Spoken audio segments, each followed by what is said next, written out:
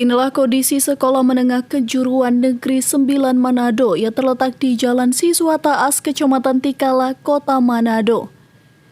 Sekolah ini baru menerima 41 murid baru yang mendaftar lewat PPDB online. Padahal sekolah ini memiliki kapasitas 170 siswa untuk 5 jurusan. Atap ruang kelas banyak yang sudah berjatuhan, dinding sekolah nampak kumuh tidak pernah dicat pasca terkena banjir.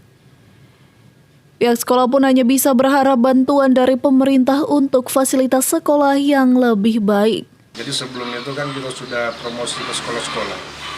Jadi buat brosur, kemudian masuk ke sekolah-sekolah, kemudian ada tatap muka dengan murid pada waktu sebelum pelulusan SMP.